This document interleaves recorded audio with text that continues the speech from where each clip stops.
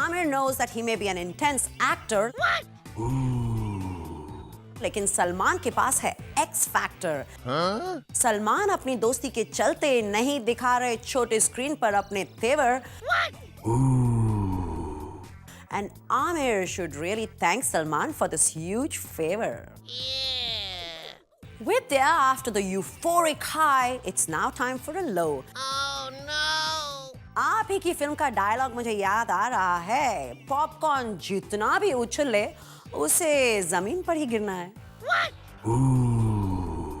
Bipasha is playing a typical game. If you can't get the man, get his best friend. What? Yeah. लेकिन अंदर ही अंदर बिपाशा जानती हैं कि राणा में था एक थ्रिल और रामचरण के साथ वो सिर्फ कर सकती हैं चिल।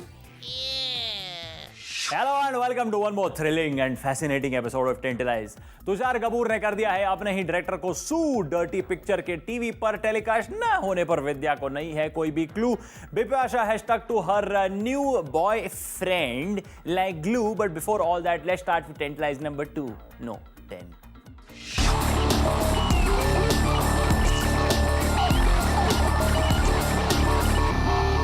और टेंटलाइजर नंबर 10 बने हैं आमिर खान, जिन्होंने अपनी दोस्ती का वास्ता देकर कर दिया है सलमान को मैनिपुलेट। सलमान ने रिजेक्ट कर दिया है रियलिटी शोज के ऑफर्स ताकि आमिर के रियलिटी शो को ज्यादा टीआरपीज मिले। बाप रे, इसलिए समझ गया कि सलमान खान की लाइन जितनी छोटी की होती है। Must say Aamir, you are one cool manipulator.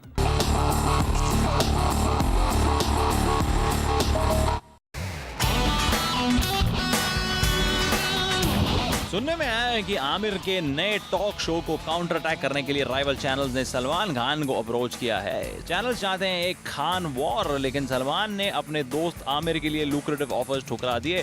Salman और आमिर की दोस्ती बिल्कुल जय और वीरू जैसी है। इनफैक्ट आमिर अक्सर सलमान को एक भाई की तरह सलाह देते हैं। जिस तरह SRK सलमान के ईगो को चैलेंज करते हैं, बिल्कुल उसके ऑपोजिट आमिर सलमान के ईगो को पैम्पर करते हैं। Now we hope that Aamir भी सलमान की तरह रियलिटी शो में छा जाएंगे। Tantalize wishes Mr. Perfectionist all the best. Aamir और सलमान में हो जाएगी टक्कर तो आई एम श्योर आमिर खा जाएगा चक्कर। Salman scores when it comes to TRP, क्योंकि उनके सामने आमिर भी कर देगा अपनी चड्डी में पी। व्हाट सेज मी? दरअसल Aamir knows that he may be an intense actor, लेकिन सलमान के पास है X फैक्टर। सलमान अपनी दोस्ती के चलते नहीं दिखा रहे छोटे स्क्रीन पर अपने तेवर। And Amir should really thank Salman for this huge favor. Tantalizer number 9 बनी है वीना मालिक, जो अब एक इंटरनेशनल अडल्ट मैगजीन के लिए न्यूड पोज करने के लिए तैयार हैं। उनकी शर्त है कि उन्हें इस काम के लिए सिर्फ $1 मिलियन चाहिए।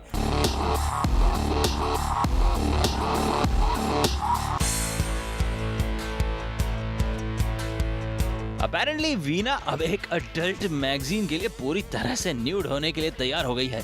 उनकी बस यही शर्त है कि वो मैगजीन उन्हें $1 million fees they.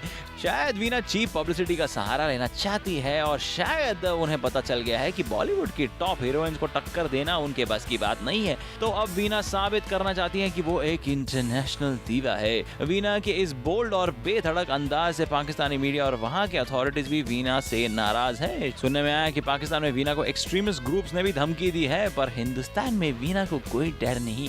We sure hope that this is not a case of all talk and no show. Time for a saucy semi snap.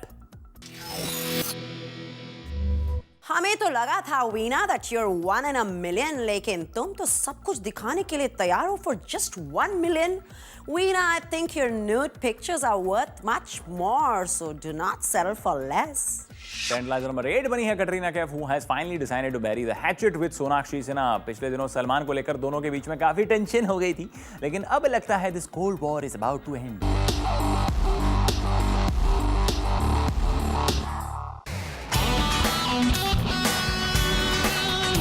Katrina Kaif और सोनाक्षी सिन्हा पहले एक दूसरे से आंखें नहीं मिलाती थी। इनफैक्ट एक दूसरे के पीठ पीछे बातें जरूर करती थी। रीजन सलमान खान। लेकिन अब कटरीना और Sonakshi have decided to extend the olive branch. हाल ही में सलमान की भाभी और सोहेल खान की बीवी सीमा खान ने कटरीना और सोनाक्षी को उनके नए स्पा के इनॉग्रेशन के लिए बुलाया। सिचुएशन एक्सप्लोसिव थी, लेकिन there were no fireworks. Katrina और सोनाक्षी ने बड़े मैच्योरिटी के साथ एक दूसरे को ग्रीट किया। वहां मौजूद लोगों को ताज्जुब हुआ कि ये दोनों स्टार्स एक दूसरे के साथ बॉन्ड कैसे कर रही हैं। सलमान भी इस इवेंट पर मौजूद थे और शायद वो दोनों शेरनियों के बीच रिंग मास्टर का काम कर रहे थे। दोनों पब्लिक ओकेशंस में कॉन्शियसली एक दूसरे को अवॉइड करते थे, लेकिन इस इवेंट के बाद कैट्स एंड सोनाक्षी ऐसे मिले जैसे पिछड़ी हुई सहेलियां। चलो ठीक है, देर आए दुरुस्त आए। Katrina loves to keep her friends close and enemies closer, इसलिए चिकनी चमेली चिकनी चुपड़ी बातें करने लगी हैं। What's your take, Simi?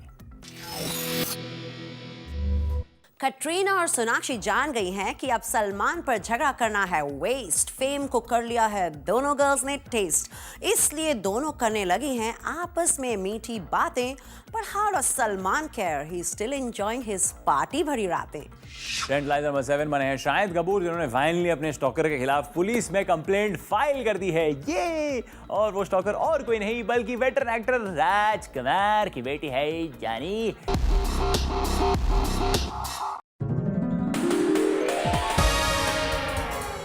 Shahid Kapoor को जो स्टॉक कर रही थी वो कोई और नहीं बल्कि वेटरन एक्टर राजकुमार की बेटी वास्तविकता है, जो कभी फिल्मों में एक्टिंग किया करती थी। लेकिन शाहिद के प्यार ने उसे इस तरह दीवाना बना दिया था कि कामयाबी की सीढ़ियां चढ़ने के बजाय वो अब शाहिद के बिल्डिंग की दीवार चढ़ने लगी। वास्तविकता खुद को शाहिद की बीवी मानने लगी थी। बिल्डिंग के सिक्योरिटी गार्ड्स के 1000 बार वार्निंग देने के बावजूद वो तो घंटों शाहिद के घर के आगे खड़ी रहती थी। डोरबेल का बटन दबाकर भाग जाती थी। शाहिद ने शुरू में इन हरकतों को इग्नोर भी किया था, क्योंकि वो जानते थे कि वास्तविकता वेटरन एक्टर राजकुमार की बेटी है। लेकिन जब पानी सर के ऊपर चला गया तो शाहिद को पुलिस में कंप्लेंट दर्ज करवानी पड़ी। मैं शाहिद से इतना ही कहूंगा कि जानी, जिनके घर शीशे के होते हैं वो लाइट बंद करके कपड़े बदलते हैं, वरना उनकी वास्तविकता दिख जाएगी।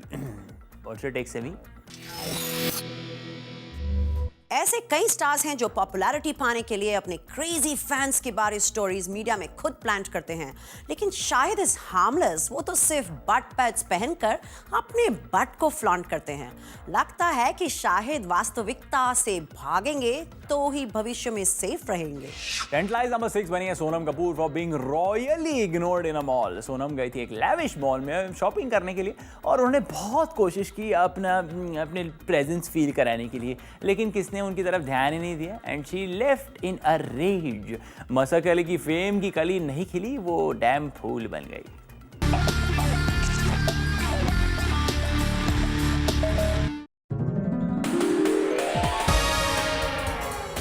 फैशनिस्टा सोनम पहुंची मुंबई के एक पॉश मॉल में शॉपिंग के लिए। बीइंग अ संडे मॉल में काफी भीड़ थी और सोनम ने सोचा कि वो मॉब हो जाएंगी, लोग उन पर टूट पड़ेंगे, लेकिन ऐसा कुछ नहीं हुआ। सोनम को किसी ने रद्दी भर भाव भी नहीं दिया।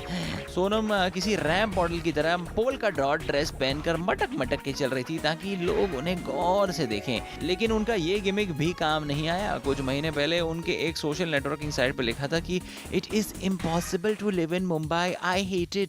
उनके फैन से फटकार मिलने के बाद उन्होंने माफी मांगी और लिखा, okay the traffic has driven me crazy, I actually love Mumbai but I hate the roads. शायद सोनम के मुंबई फैंस हैं उनसे नाराज and perhaps have decided to pay her back in the same coin by not mobbing her. Sonam fashionista बनके आप flaunt कर रही हो अपने polka dot, but men like to mob a star who is hot. What's this mean? I think Sonam desperately needs to add a t-shirt to her wardrobe, and the t-shirt should read, "Hey, look at me, I'm Sonam Kapoor." Tent line number 5 बनी है विद्या बालन, जिन्होंने अपनी नाराजगी जताई information and broadcasting ministry से। Apparently उनकी film the dirty picture TV पर दिखाई जाने वाली थी, लेकिन लास्ट मिनट पर इन्फॉर्मेशन एंड ब्रॉडकास्टिंग मिनिस्ट्री ने उसे बैन कर दिया because of its explicit content. सारा मजाक किरकिरा कर दिया इन मॉरल पुलिस वालों ने। Check it out.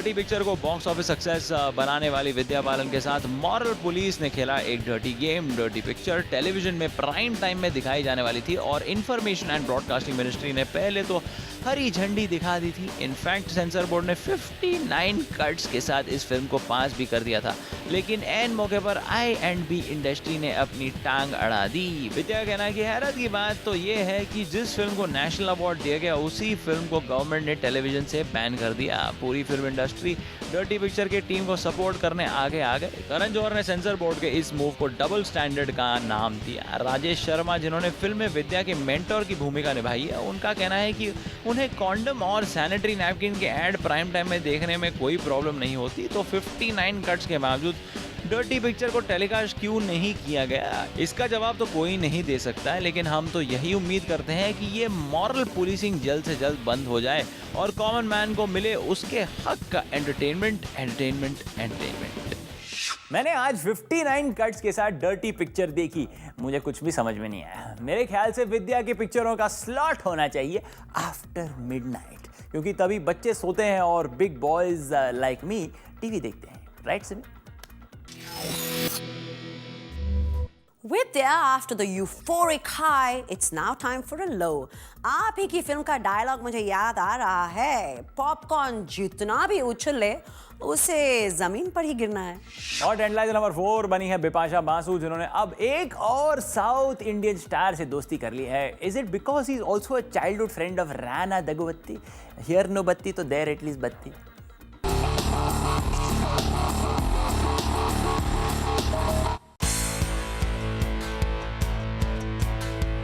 Bipasha Basu के लाइफ में एक नया लड़का आ गया है। According to the grapevine, Bipasha ने एक नया दोस्त बना लिया है और ताज्जुब की बात तो यह है कि वो राणा दगुबत्ती का दोस्त भी है।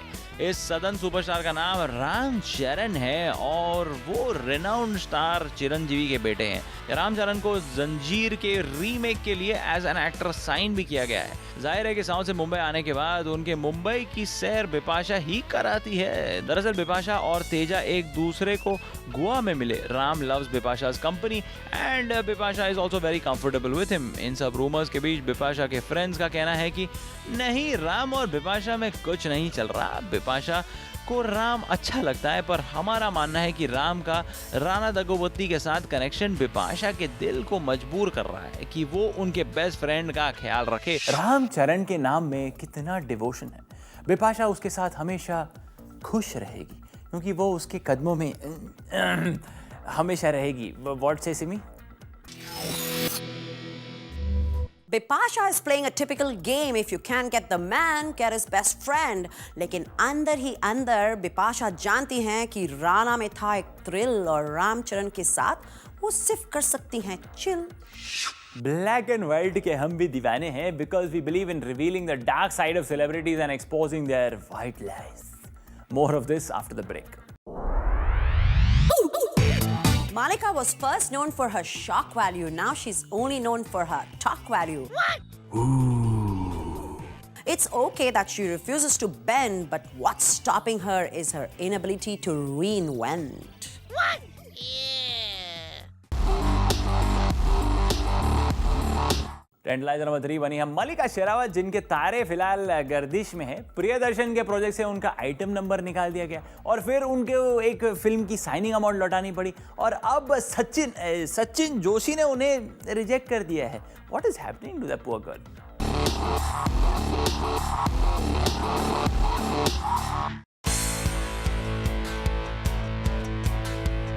मलिका शेरावत का पहले कभी हॉट प्रॉपर्टी मानी जाती थी, लेकिन आजकल मलिका शेरावत का टाइम खराब चल रहा है। पहले मलिका का आइटम सॉन्ग डायरेक्टर प्रियदर्शन ने अपनी फिल्म तेज से निकाल दिया, फिर उन्हें एक फिल्म का साइनिंग अमाउंट लौटाना पड़ा और अब सबसे बड़ा शौक मलिका को तब लगा है जब उन्हें न्यू कमर सचिन जोशी की फिल्म से भी हाथ धोना पड़ा। अपेरेंटली प्रोड्यूसर सचिन जोशी ने खुलेआम मलिका को क्रिटिसाइज किया है। उनका कहना है कि मलिका ने कुछ एक्स्ट्राऑर्डिनरी काम नहीं किया है, इसलिए we have decided to drop her from the film. Rumour mongers का ये भी कहना है कि मलिका का ये लो फेज उनके हाई हैंडेड एटीट्यूड की वजह से है। वो अक्सर सेट पर टेंट्रम्स थ्रो करती हैं। सचिन ने खुद मलिका के बारे में कहा है कि she is extremely difficult to work with, लेकिन मलिका के स्पोक्स पर्सन का कहना है कि Mallika was awaiting the final script but that didn't come on time, so she opted out. वाह। लेटेस्ट गॉसिप में मैंने ये सुना है कि मलिका को अपने रुमाल के साइज वाले ड्रेस फेंक देने चाहिए और एक सफेद साड़ी पहन लेनी चाहिए। आइटम गर्ल ना सही, कैरेक्टर आर्टिस्ट ही सही। व्हाट से Simi? Malika was first known for her shock value. Now she's only known for her talk value. It's okay that she refuses to bend, but what's stopping her is her inability to reinvent. Tenth line number 2 बनी है पूनम पांडे, जिन्होंने Sunny Leone और बिपाशा बासु के बारे में भला बुरा कहा। भला पूनम पांडे कौन है जो इनके बारे में बुरा कहे? Anyway, हमारे ख्याल से वो तो भली है ना बुरी है, वो तो झूठी है। याद है, she said she will strip, but she did a double flip. Here we uncover the truth.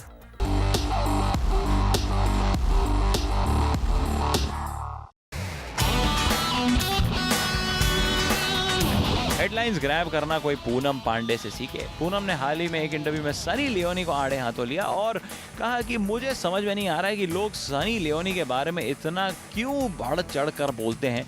मैं वो कभी नहीं करूंगी जो वो करती है। शायद पूनम का कहना है कि सनी लियोनी की तरह वो कभी पॉर्न फिल्मों में काम नहीं करेंगी। लेकिन मैडम, आपने तो स्ट्रिप टीज करने का प्रॉमिस किया था। पूनम ने तो बिपाशा को भी नहीं छोड़ा। वो खुद को सेक्सी बॉम्बशेल बिपाशा को अपने साथ कंपेयर करती है और उनका कहना है कि वो फिल्म जिस्म में होती तो बिपाशा से अच्छा परफॉर्म करती। अभी तक लोगों ने सिर्फ उनकी बातें सुनी है, उनकी एक्टिंग नहीं देखी और उनकी she is one of those people who promises but doesn't deliver. Poonam Pandey ने तो इंडियन क्रिकेटर विराट कोहली को भी अपना एक रेसी पिक्चर भेज दिया था, पर उन्हें विराट से भी कोई रिस्पॉन्स नहीं मिला। Next she is going to try Sachin Joshi. What's her trip say me? Poonam's mouth is a dangerous black hole and her statements lack soul. Publicity के लिए वो बजाती रहती हैं अपना ही ढोल, पर वो हैं एक बहुत ही बड़ी झोल। बेबी, पहले अपने आप को प्रूव करना, बाद में अपना मुंह खोलना। विवान बाबा, मुझे फिल्मों में ब्रेक नहीं मिल रहा है, मैं क्या करूं? तुम्हारे पीछे वाली गली के काले कुत्ते के मुंह से 10 रोटियां छीन लेना और किसी पब्लिसिटी के भूखे सेलिब्रिटी के मुंह में ठूस देना, तुम्हारा काम जरूर हो जाएगा। On this very relevant note, let's take a break. Tushar को फिल्म प्रोडक्शन में अपनी बहन एकता से ट्यूशन लेनी चाहिए और एक्टिंग में अपने पापा जितेंद्र से ट्रेनिंग लेनी चाहिए। वरना आपका करियर उतना ही चलेगा जितनी आपकी पिक्चर 4 दिन की चांदनी।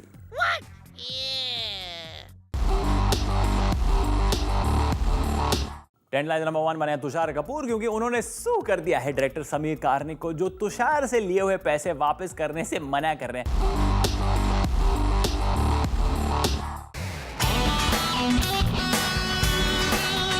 तुषार कपूर अब बोलने लगे हैं। जी हाँ, तुषार ने समीर कार्निक के खिलाफ अपनी आवाज उठाई है। भले 4 दिन की चांदनी थिएटर में सिर्फ 4 दिन ही चली हो, लेकिन लगता है तुषार और फिल्म के डायरेक्टर समीर कार्निक का झगड़ा गोल्डन जुबली जरूर मनाएगा।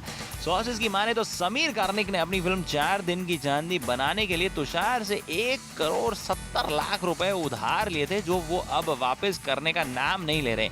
यहाँ तक कि तुषार का कहना है कि उनको एक्टिंग फीस भी नहीं मिली, बल्कि जो चेक उन्हें दिया गया वो तो बाउंस हो गया, क्योंकि समीर के अकाउंट में पैसे ही नहीं थे। लेकिन डायरेक्टर समीर कार्निक का कहना है कि तुषार के सारे ड्यूज क्लियर हो चुके हैं। तुषार ने पहले तो समीर को काफी समझाने की कोशिश की, कई वार्निंग्स भी दिए, लेकिन समीर अपने बात पे अड़े रहे। Now the only option before Tushar is to see him in court. Hope both of them settle this matter amicably. Tushar का कहना है कि समीर ने उनकी एक्टिंग फीस भी नहीं दी। तुषार, जिस तरह की एक्टिंग आप करते हैं उसके लिए आपको फीस भी मिलती है। Just kidding. What's your take, Semi?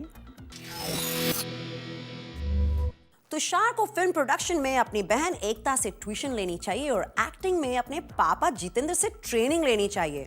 वरना आपका करियर उतना ही चलेगा जितनी आपकी पिक्चर 4 दिन की चांदनी। 10 लाइन्स पर हम देते हैं आपको बनाकर गॉसिप की भेल। यहाँ पर हर सेलेब हो जाता है फेल, 1000 कोशिशों के बावजूद नहीं मिलता उनको हमसे बेल। 10 लाइन्स पर हम आपसे फिर मिलेंगे अगले हफ्ते without fail. Till then put कान में तेल and keep watching Zoom, India's number 1 Bollywood channel.